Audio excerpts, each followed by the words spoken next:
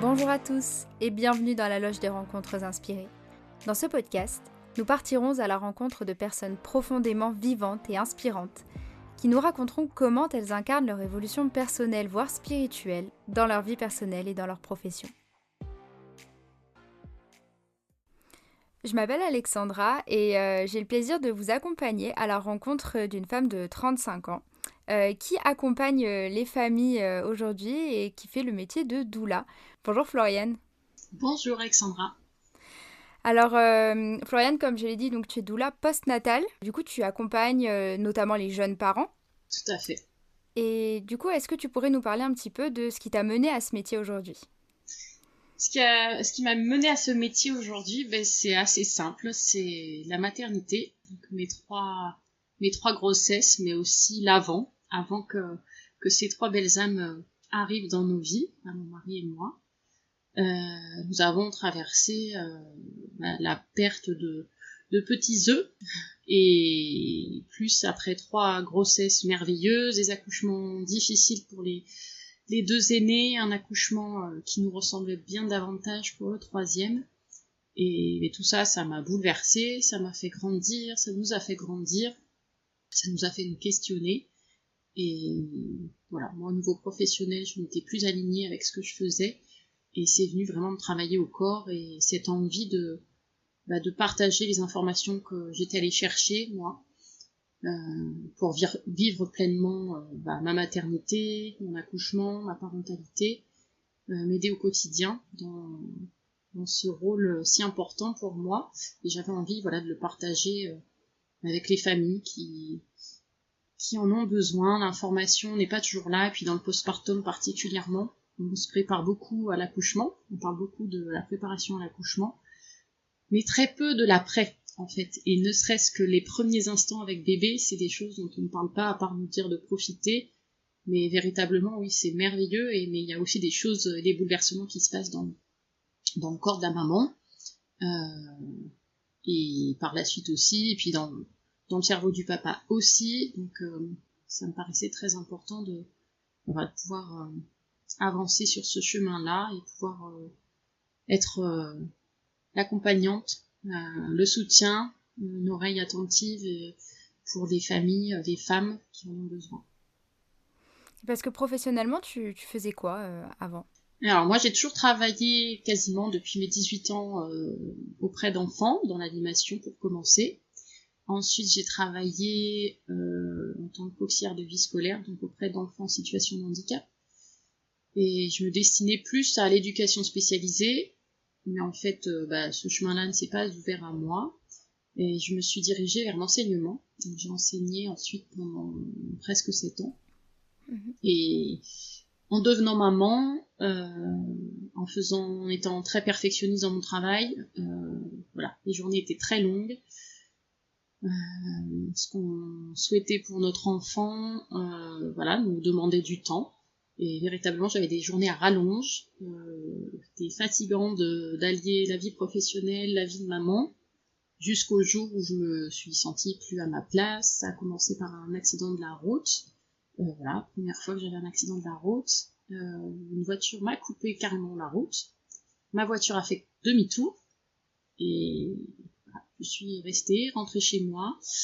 J'ai repris le travail un petit peu après. Mes enfants, donc on avait 2 enfants à ce moment-là, ont multiplié les petits mots durant 1 mois. Donc, ça a été compliqué de s'adapter, d'être disponible pour les coucouner. Mais on s'est organisé avec mon mari. Et puis, tous ces petits signes ont fait que je suis arrivée à un moment de ma vie où je me suis dit non, c'est plus possible. J'étais fatiguée, épuisée, j'ai dit stop. Et donc, j'ai été en arrêt de travail pendant plusieurs mois. Le premier mois où je ne sais plus trop ce qui s'est passé dans ma vie.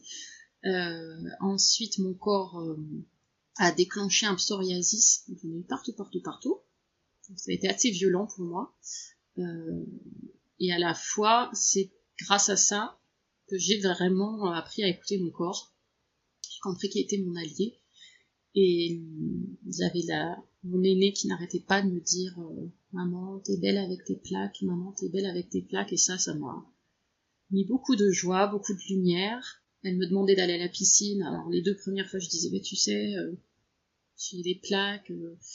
Et puis au bout de la 3e fois, je me suis dit, mais en fait, rien ne m'empêche. En fait, je voyais tellement d'envie dans ses yeux. Et ça m'a permis de me dépasser, en fait.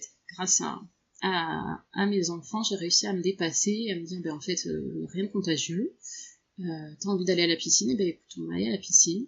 Et puis, je n'ai jamais eu de regard désagréable. Nous sommes allés à la mer l'été qui a suivi. J'ai un monsieur qui m'a demandé, on en a parlé, et j'ai appris à comprendre ce que mon corps voulait me transmettre à travers ça. Donc, j'avais beaucoup de colère, donc j'ai pu un petit peu déposer tout ça progressivement, faire des choix aussi, décider d'arrêter d'enseigner. Donc, et puis le psoriasis m'a quitté, je sais même plus exactement quand, durant le mois de septembre. Donc, rentrée scolaire, je n'ai pas fait la rentrée scolaire. Ça m'a beaucoup... déjà la décision de ne pas reprendre m'avait beaucoup libérée. Le fait que ce soit la rentrée et que je n'y sois pas, ça m'a encore permis de me libérer. Et après, voilà, le psoriasis est parti. Et donc j'ai continué, moi, mon cheminement sur... déjà j'ai pris du temps pour moi, vraiment ce temps précieux pour me dire que j'avais de la valeur, qu'il fallait que je prenne soin de mon corps, que je prenne soin de moi dans sa totalité. J'ai pris du temps. Ensuite, petit bébé 3 est venu s'installer, donc ça m'a encore plus permise, et c'était pas pour me justifier, mais de me dire, voilà, il y a ce temps-là qui arrive, et comment on va le vivre. Et on voulait le vivre vraiment différemment de ce qui s'était passé avec nos aînés au niveau de l'accompagnement. Donc voilà, on a avancé sur un autre chemin, un accompagnement différent, plus près de nos besoins, en incluant vraiment les 2 aînés qui ont vécu ça en direct, qui nous ont accompagnés auprès de la sage-femme. C'était de chouettes moments. De ce que je comprends, en fait, pour Oui. toi, les problèmes de peau, donc le psoriasis notamment, Ouais. ça a vraiment été non pas quelque chose contre lequel tu étais résistante au début, mais en fait, tu t'es dit, ça me permet d'aller vers moi-même et d'essayer de comprendre ce qui se passe en moi. Tout à fait. Le corps, en plus, c'est notre enveloppe, c'est notre véhicule, et ouais, ça a été très dur pour moi, le propre regard que je portais sur moi, en fait. C'est même pas le regard des autres, c'est vraiment parce que ça moi. touche la peau, Et puis c'est hyper désagréable. Ouais. Et puis même se toucher, se laver, ça devient difficile.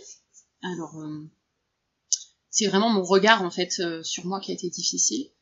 Et le regard après que me renvoyait par exemple mon aîné, ça m'a bouleversée en fait.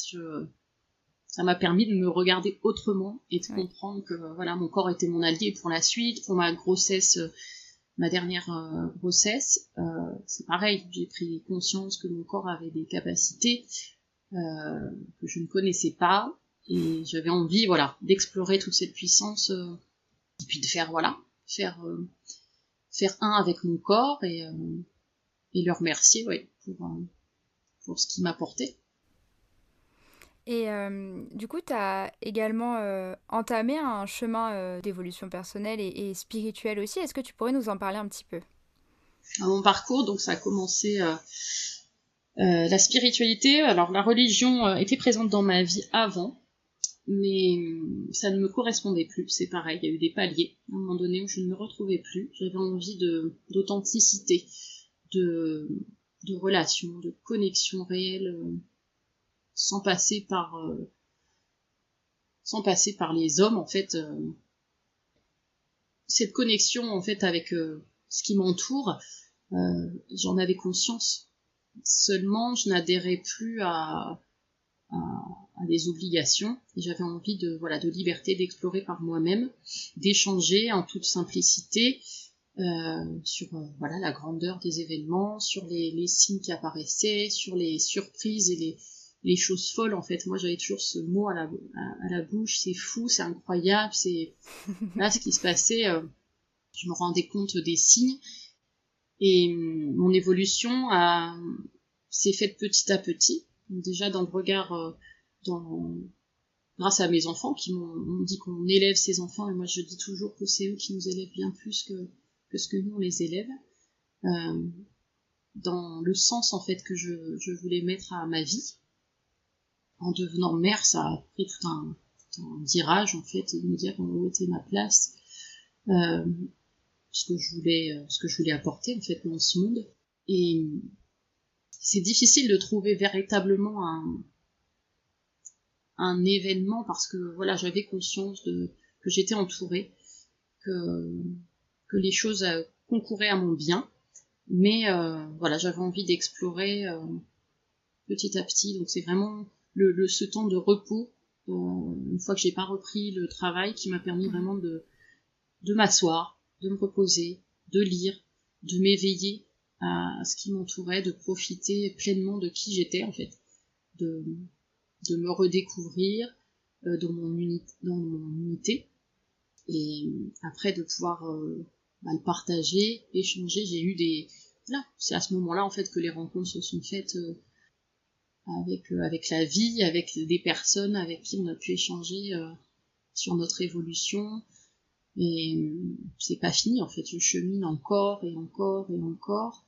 J'ai fait des ateliers, voilà, après mon dernier accouchement, sur la vie professionnelle et le fait d'allier les deux, la vie de famille, la vie professionnelle.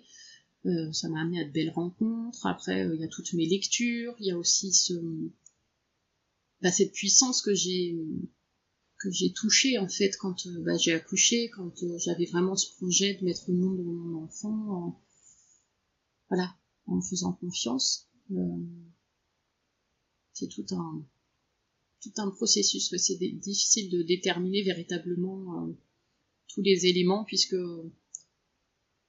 ça a été voilà, plein de jolies rencontres. Encore aujourd'hui, je lis, je passe pas une journée en fait où je serais frustrée de passer une journée sans avoir lu quelque chose qui me fasse du bien. J'ai besoin de divertissement, mais j'ai encore plus besoin de me nourrir, alors d'un partage, ou de prendre des nouvelles de quelqu'un, ou bien de lire un message qui va me toucher sur plein de sujets. Mais tu vois, je trouve ça un peu fou de se dire que il ait fallu que tu aies un accident qui t'oblige à te poser un petit peu pour finalement apprendre à prendre du temps pour toi, prendre du temps pour communiquer avec les gens, parce que ça veut dire que on est un peu dans une vision aujourd'hui d'avoir un métier qui va nous prendre tout notre temps. Et on trouve ça limite normal en fait d'avoir un métier qui nous prend 8h, 19h. Et en plus après il faut gérer à la maison, essayer aussi d'avoir une vie de famille et d'être heureux dans cette vie de famille. Mais en fait on a des possibilités d'épanouissement qui sont assez restreintes finalement, parce qu'on n'a pas de temps pour nous, on n'a pas de temps juste pour se poser avec nous-mêmes, pour pouvoir lire, pour pouvoir simplement prendre le temps de lire des petits trucs qui vont nous faire du bien. Et je trouve ça assez fou en fait, qu'il faille qu'il se passe quelque chose dans notre vie qui soit assez grave en fait pour qu'on se dise non mais il faut prendre du temps pour soi quoi. Il faut parce que dès le plus jeune âge on est un peu orienté à prendre ce chemin de je vais travailler toute la journée et puis le temps pour moi en soi il est facultatif quoi. Tout à fait. On est limité, on se limite voilà à aller travailler pour subvenir à nos besoins matériels, et on oublie le plus important. Et moi j'ai accepté des choses folles. Je me rappelle quand mon aîné a eu ses 3 mois, donc j'ai repris le travail dans des conditions, mais je me dis aujourd'hui, mais comment est-ce que tu as accepté ça? C'est-à-dire que j'étais remplaçante, j'ai accepté un poste, en fait, tous les jours je changeais de classe.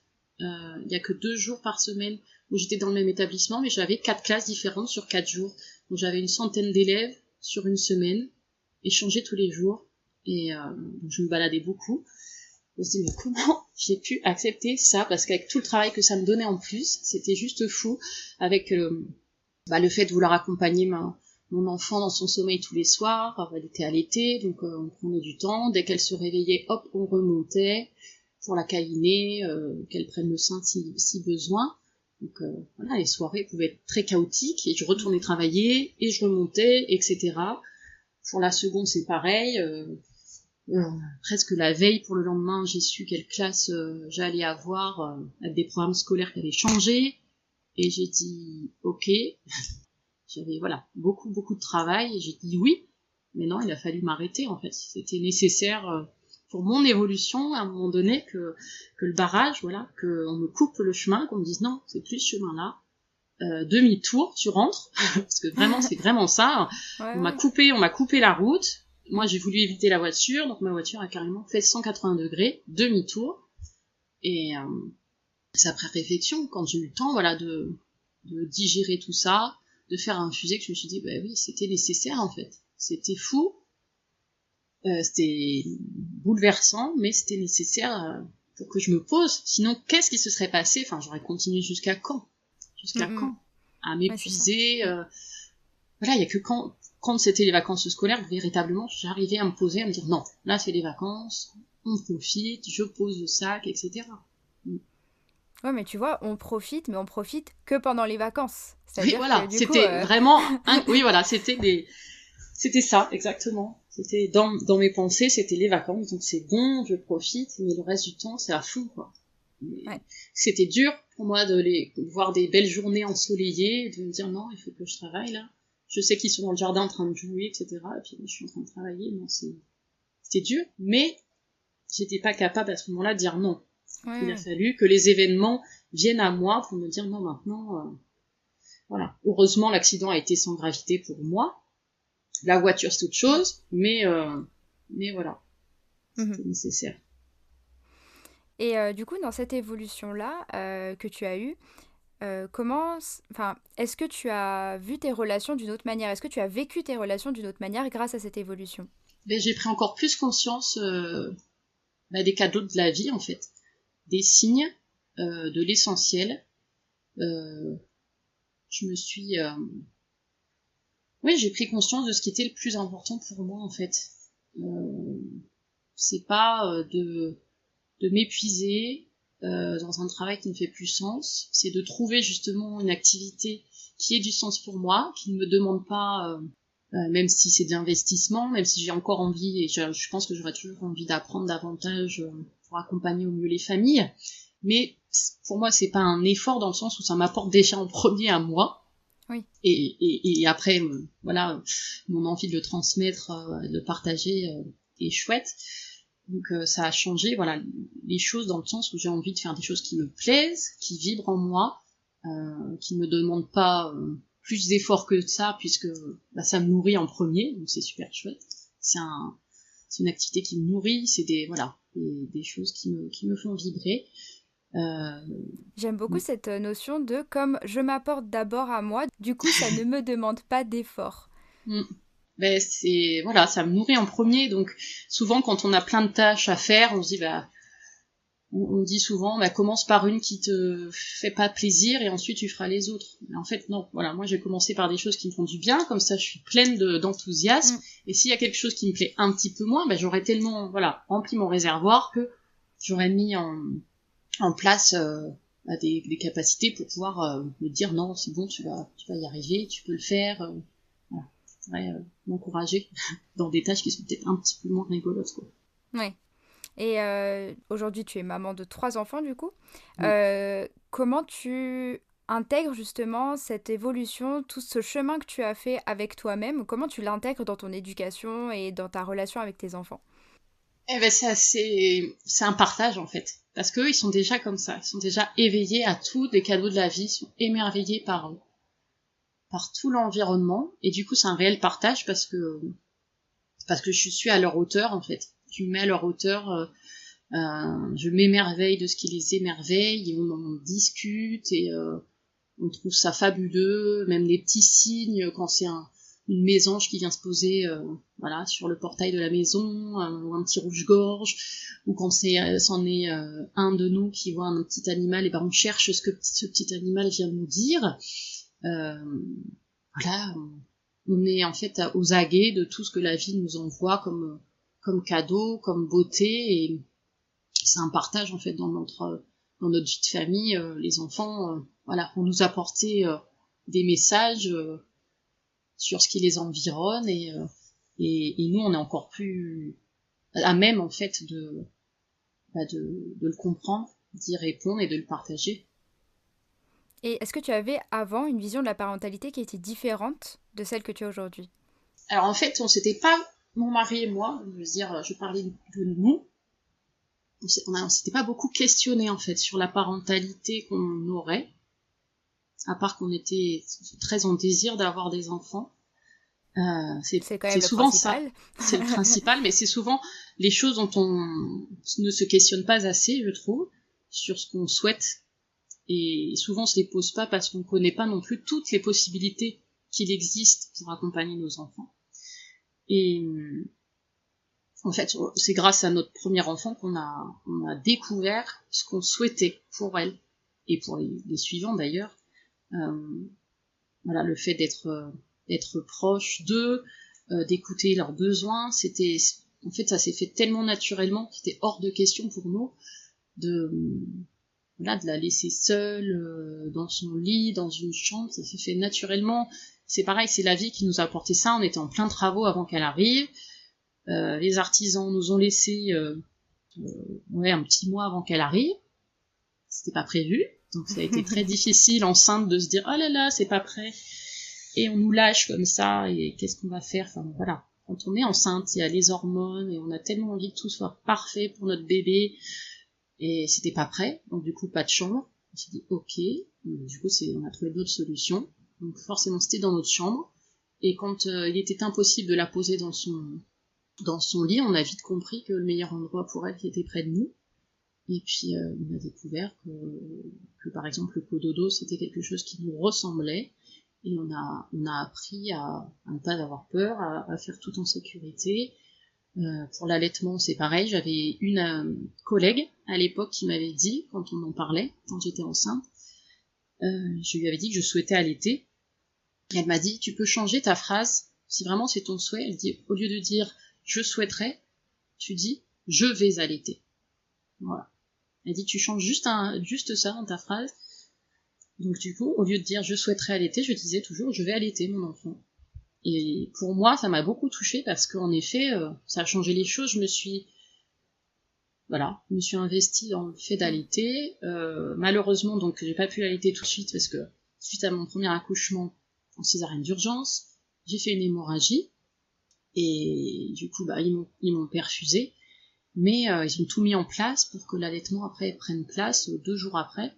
Et ça s'est fait merveilleusement bien, et je regrette rien, et en effet, mon désir d'allaiter s'est réalisé, et c'était superbe, quoi. Ça a duré, et donc là, ça dure encore pour le petit dernier, donc c'est merveilleux de changer justement sa phrase, de la mettre au présent,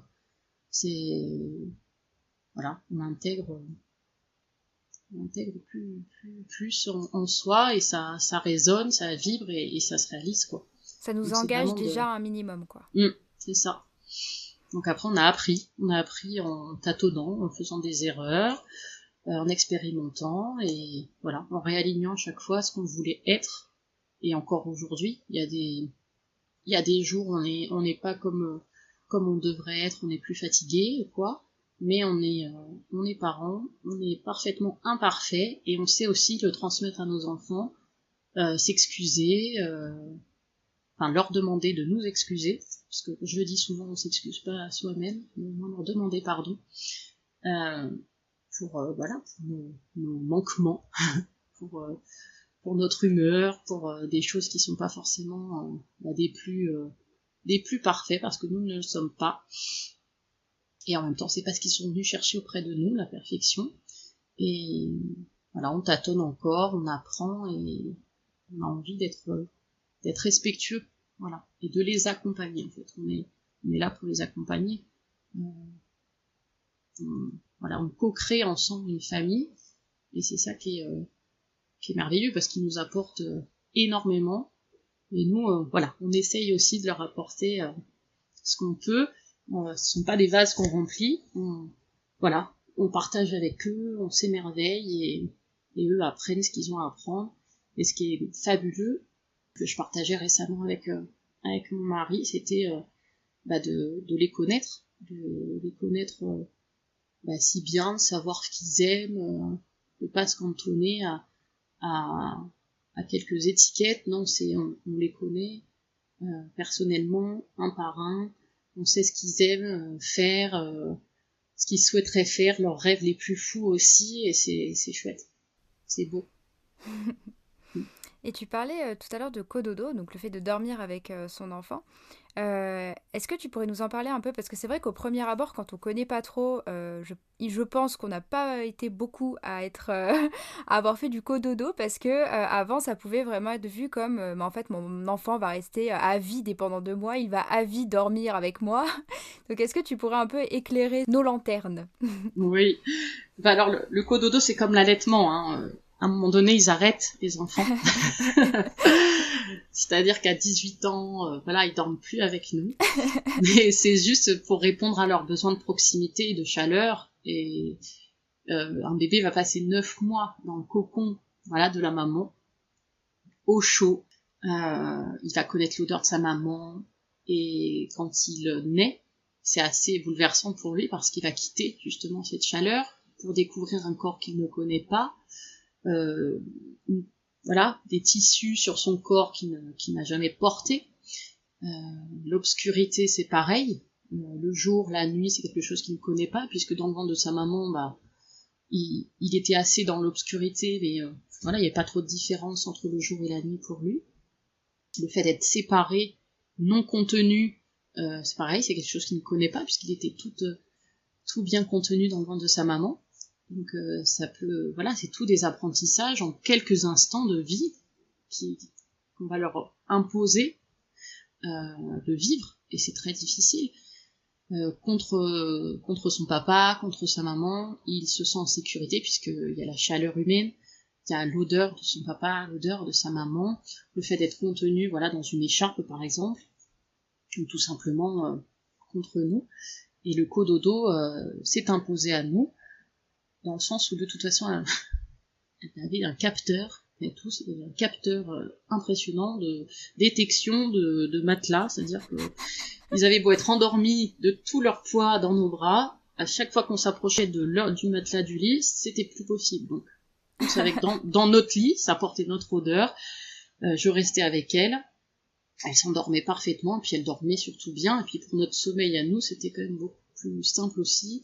J'avais pas besoin de me lever, traverser un couloir pour aller chercher mon enfant, m'asseoir, l'allaiter, la reposer dans son lit, moi retourner dans ma chambre. Donc, du coup, je la prenais, enfin, elle était à côté de moi, donc je me tournais, je l'allaitais allongée, elle se rendormait. Moi, souvent, avec le flot d'hormones aussi lié à l'allaitement, je me rendormais, je dormais beaucoup mieux.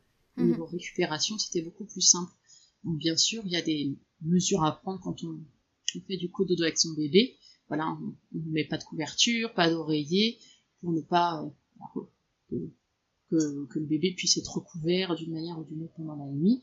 On veille, voilà, à ce que les parents n'aient pas pris de médicaments, d'alcool, voilà, qui pourrait engendrer un sommeil qui n'est pas en alerte, quoi, des petits bruits de bébé.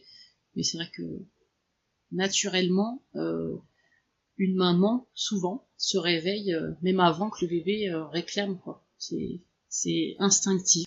Voilà, c'est instinctif. Il y a le corps qui se met en éveil, le bébé commence à bouger un petit peu, et puis voilà, c'est une harmonie qui se crée pour le sommeil pour le respect du sommeil de chacun, en fait, de papa, de maman et de bébé. Souvent mon mari se réveillait et me dit mais elle a pleuré cette nuit, elle a pleuré? Absolument pas, elle a pas du tout pleuré, elle a tété, mais elle s'est endormie, voilà. Donc lui, il faisait de très belles nuits.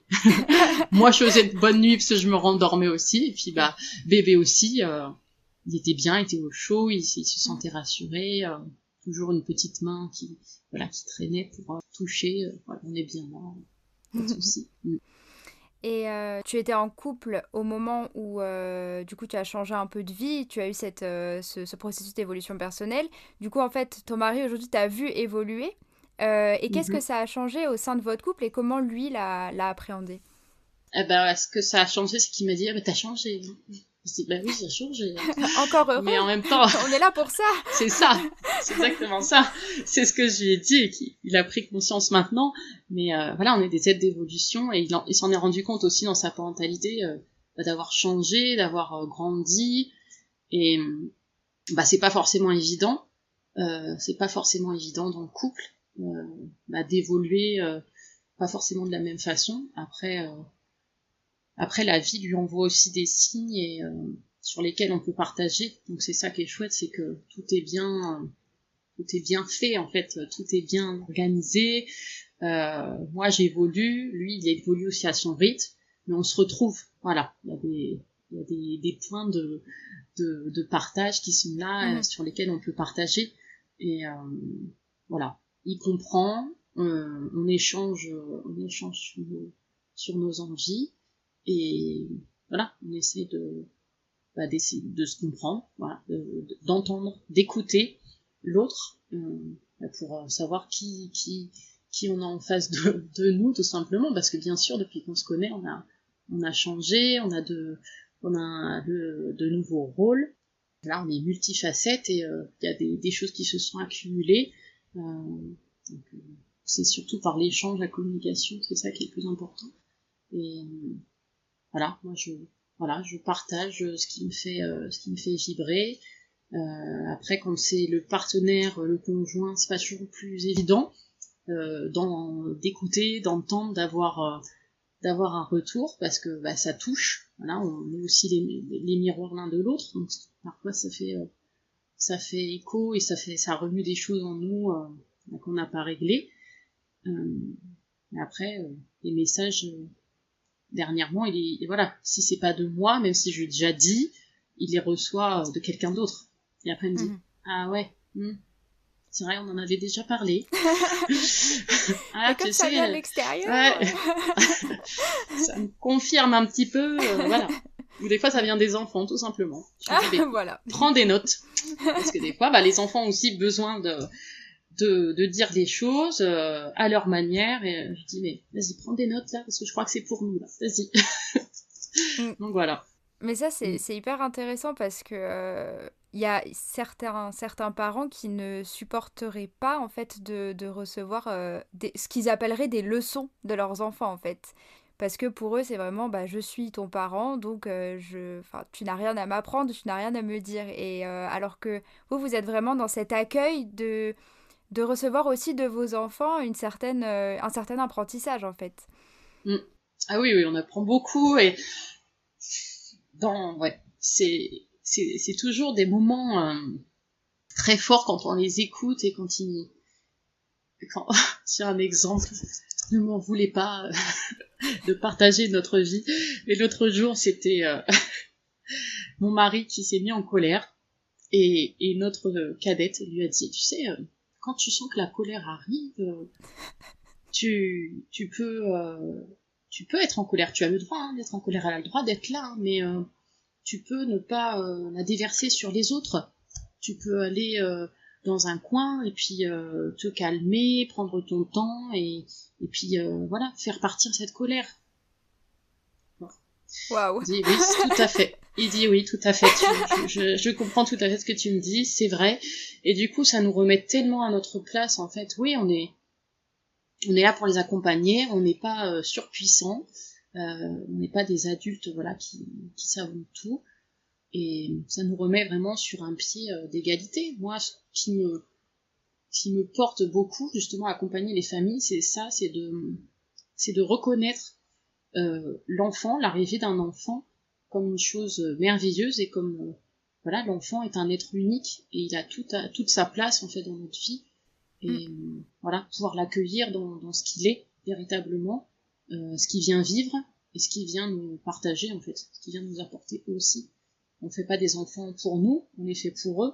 Alors, mais on en retire un bénéfice extraordinaire de partage, et puis d'évolution sur nous-mêmes.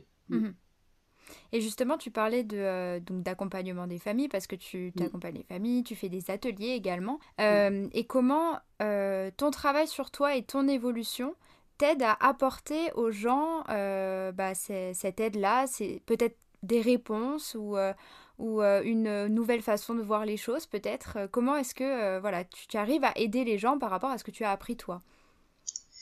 Mais c'est aussi beaucoup l'écoute, en fait, parce que chaque famille, chaque femme. Voilà, chaque personne est différente et c'est vraiment de l'écouter dans ce qu'il vit, sans donner de conseils. Voilà, la doula ou bien voilà, l'accompagnante n'est pas là pour donner le moindre conseil, mais elle est là déjà pour écouter la situation. Et moi, grâce à l'écoute que je peux apporter, voilà, je peux questionner aussi la femme, la famille sur leurs interrogations, sur peut-être les peurs qui sont là, qui se cachent, et les informer de ce qui existe, parce que souvent c'est l'accueil d'un enfant, ça fait poser beaucoup de questions. Parfois, quand c'est le premier, c'est surtout des questions matérielles sur ce qu'il faut absolument, parce que les parents veulent veulent préparer un magnifique cocon pour l'arrivée de leur enfant. Voilà, c'est en sachant ce qui est important pour chacun, même dans un couple. Quand je rencontre une famille, quand je questionne, quand je passe un moment avec la maman et avec le conjoint, donc avec la future famille, même s'il y a des aînés avec les aînés, c'est de savoir ce qui est important et quelle aide je peux apporter à l'un et à l'autre, et aux aînés s'il y en a, parce que une femme qui porte un enfant n'aura pas les mêmes besoins qu'un conjoint qui s'inquiète voilà, pour d'autres choses que l'arrivée de l'enfant et comment je vais accoucher, etc. Quoi. Ce sera peut-être plus, mais où est-ce qu'on va accoucher, l'endroit, et l'équipe, etc. Ce seront d'autres interrogations. C'est en écoutant, voilà, chacun, en ouvrant justement cet espace d'échange et de communication, on va pouvoir apporter des informations nécessaires au conjoint, à la maman, pour que chacun puisse être rassuré, prenne confiance en lui ou en elle, et soit véritablement acteur de son chemin, le chemin de la grossesse, son chemin de la parentalité, dans l'accueil de son enfant. Tu es en fait facilitatrice intrafamiliale. Ouais. De communication intrafamiliale. Oui, mais c'est le cœur du métier de doula, mais voilà, je ne suis pas que ça. C'est d'offrir un espace en fait aux familles, d'écoute, d'échange, d'information. On n'est pas dans le médical. Je ne serai pas là pour donner des conseils d'ordre médical, ni pour avoir quelque intervention médicale. Mais voilà, c'est plus accompagner, soutenir, encourager, offrir un espace pour qu'on puisse déposer aussi des choses qu'on ne déposerait pas là, auprès de sa famille, parce qu'on aurait peut-être peur d'être jugé, ou dire tout simplement, moi j'ai vraiment envie de ça avec mon enfant, ou j'ai vraiment envie de ça pour mon accouchement, et peut-être que ça on peut pas trop le partager avec d'autres personnes, ou c'est difficile parfois, et ça sert à ça, à envelopper, à créer une belle bulle, pleine de douceur, d'amour pour les couples, et puis garder cette bulle le plus longtemps possible, qui veille à ce que cette bulle soit bien préservée, bien protégée une fois que bébé arrive, une fois que leur enfant grandit, parce que ils sont sûrs d'eux en fait, même s'il y a beaucoup de doutes et en tant que parents on se questionne beaucoup, ou pas, mais bon, nous on est de ceux qui se questionnent jour après jour, pour essayer d'avancer au mieux, et au moins avoir des choses et des envies qui nous font avancer, et être sûr de ce qu'on souhaite, au moins avoir une vue sur le chemin qu'on souhaite emprunter, quoi. Et s'entourer de personnes qui vont justement envelopper cette bulle et pas venir la percer. Alors on va se rapprocher petit à petit de la fin de cet épisode. Est-ce que tu aurais une dernière chose à dire à ceux qui nous écoutent ? Une chose ou plusieurs choses, en tout cas, merci déjà beaucoup pour cet espace, pour ces échanges, que je trouve très authentiques, mais ça fait beaucoup du bien de retrouver, d'écouter les témoignages de gens qui nous entourent. Très très très très chouette, merci beaucoup. Merci. De m'avoir invitée. Et moi, ce que je voudrais dire, ne serait-ce qu'aux parents, c'est qu'il n'y a pas un seul chemin, il y en a plein qui s'offrent à nous, et c'est en s'informant, en expérimentant, se trompant, qu'on trouve ce qui nous ressemble en fait. Et Et c'est sûr que l'idée qu'on se fait de la parentalité aujourd'hui sera peut-être pas celle qu'on se fera demain. Et même quand nos enfants ont grandi, on se dira oui, mais ça on aurait pu faire autrement. Mais si déjà aujourd'hui on leur explique quand on se trompe, qu'on sait aussi leur demander pardon quand on se trompe, quand on n'est pas comme on devrait être, qu'on ne se sent pas nous-mêmes à ce moment-là, je pense que voilà, ils auront cette écoute, ils comprendront aussi plus tard, et ça leur permettra eux aussi de ne pas vouloir être parfaits et de trouver leur propre chemin aussi, d'être humain et puis de parents s'ils le souhaitent. Merci beaucoup. Et merci d'avoir accepté de venir sur ce podcast. J'étais très très très heureuse de faire ce podcast avec toi, et surtout que je connaissais pas du tout ce métier, donc j'ai vraiment découvert quelque chose de formidable. Et une femme formidable en même temps. Merci. Merci beaucoup, à très bientôt. Vous pouvez retrouver Floriane sur ses pages Instagram et Facebook en tapant Belle Île en Mer, et je vous mettrai également les liens en description de ce podcast. Merci à tous d'avoir écouté cet épisode. J'espère que cette rencontre vous a inspiré autant qu'elle m'a inspirée. Si vous le souhaitez, vous pouvez me suivre sur Instagram en tapant LLDRI-podcast ou sur la page Facebook La Loge des Rencontres Inspirées. Et vraiment, n'hésitez pas à me contacter, me faire vos retours. Je me ferai un réel plaisir de vous lire. Si vous souhaitez aider ce podcast à évoluer, vous pouvez également aller le noter sur iTunes. Et en attendant de nouvelles rencontres, je vous souhaite une excellente journée et à très bientôt.